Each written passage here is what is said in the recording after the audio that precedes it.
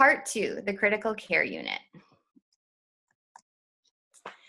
So after patients are triaged in the emergency department and have that initial care, there are some stroke patients that will require an admission to the ICU. These are the patients that require frequent vital sign and neurological monitoring. For example, the patients that did receive the TPA will typically come to the ICU for at least the first 24 hours. And this is because they need frequent monitoring of their neurological exam and their vital signs. There are some larger hospitals that have specialized stroke units that only care for stroke patients, and they will accept patients to their stroke units because they have the nursing staff available to be able to do those really frequent exams. Other patients that will typically come to the ICU are patients that receive that are candidates to receive a mechanical thrombectomy, which I will get into more detail what that entails. Also, patients that have larger territory strokes, so bigger strokes. Patients, for example, on the NIHSS have larger scores. They will oftentimes come to the ICU for frequent monitoring, and these are patients who are at risk of for swelling after their stroke, and we want to keep a really close eye on. Patients that require airway or respiratory management, for example, patients who are intubated will come to the ICU. Patients that have complex cardiac issues, if they have arrhythmias, will come to the ICU. Patients that need strict blood pressure management, for example, if they're requiring an antihypertensive drip, they will come to the ICU. And lastly, patients that need hyperglycemia management. For example, if they need to be put on an insulin drip, because that's proven that tight blood glucose control can greatly have effects on ultimate stroke patient outcomes. So this is just a list. This certainly does not encompass all of the patients. Certainly there's all different situations, but typically these are the type of stroke patients that will need to come to the ICU. So the neurological assessment. So what this entails are traditional neurochecks, and this is performed by nursing. So nurses are the ones that are at the bedside every hour checking on their patients, doing these neurochecks. And what I'm going to focus on, again, is the NIH stroke scale and what this means. So this is a standard measure of neurological function and stroke severity through a systematic assessment of stroke deficits. It assists in developing individualized plan of care. If you're interested, there's also lots of free online training modules for nurses that they can actually get certified. And if you work in an institution that you're caring for stroke patients, you will most likely be required to be NIH certified in order to care for stroke patients.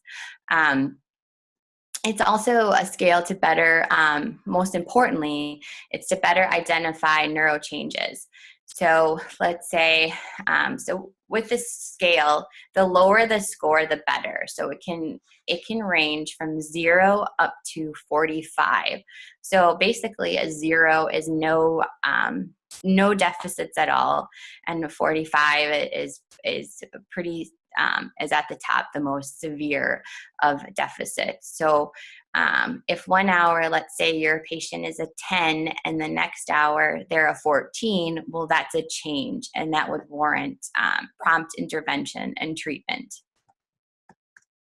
So I'm going to first focus on the post-IV TPA patients. So these are going to be the population of patients that receive the clot-busting medication.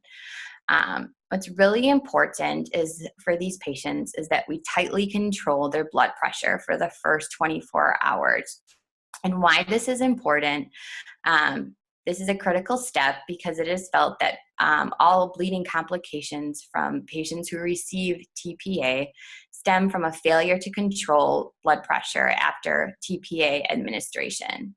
So per the American Heart Association stroke guidelines, we want to target a blood pressure of less than 180 or over 105 for the first 24 hours. In the ICU, blood pressure should be monitored for at least, and this is per the American Heart Association guidelines, for every 15 minutes for the first 2 hours. So once they get the TPA, every 15 minutes we should be checking their blood pressure, and then followed by every hour for the next 24 hours after they get their received TPA. So a lot of times in the intensive care unit, patients will get arterial lines, so we can have constant blood pressure readings and manage that appropriately. Another really important thing is, again, the neuro checks, as I had talked about in the NIH. If there are any changes or worsening exam, the appropriate intervention would be to notify your doctor or your nurse practitioner, whoever is managing this patient, notify them stat and prepare that you're probably going to be obtaining a stat head CT. And the reason is, again, these patients are at risk of bleeding because we're giving them a blood thinning medication. Another recent within the past 15, 20 or so years is mechanical thrombectomy. And I'm just going to kind of do a basic review of what this entails. This is a more advanced stroke treatment. And if patients are identified as having a clot and are within the time frame approved for this treatment, they'll actually take them to either the cath lab or interventional radiology. Those terms are used interchangeably, and they will, using catheters, they will go through the groin and go in, and they're actually able to pull out the clots. As you'll see in that bottom picture, is that they use catheters and they cannulate those vessels, and they go in and use different devices to try to suck out the clot. And like I said, it's kind of newer upcoming stroke technology that we're starting to see more and more of. And if patients are candidates to receive this treatment, they will oftentimes come to the ICU for their post-procedural care. Again, these patients need to have frequent neurological monitoring and vital signs. They also will require strict blood pressure control. And another important thing is the site of where they perform the procedure will require close monitoring as well. So typically, similar to like a cardiac catheterization, they will go in through the femoral artery, and once they are done, they'll remove their catheters and they'll put some sort of either a closure device or they'll hold manual pressure to stop the bleeding. And when the patient comes to the ICU, it's important for the nurse to frequently monitor that site. For example, they oftentimes will require strict flat bed rest. So we want to keep that leg straight for 3 to 6 hours, and then closely monitor for any complications such as bleeding or bruising or a hematoma. And then lastly is to monitor the pulses, to check their pedal or post-tibial pulse to make sure that they have a patent pulse. The second kind of stroke patient that I want to talk about that will typically require ICU care are going to be your hemorrhagic stroke patients, and these are going to be the bleeds. And I'm just going to basically kind of run through the typical management of these patients. One of the biggest primary goals when you have identified that a patient has a bleed within their brain is to prevent further bleeding.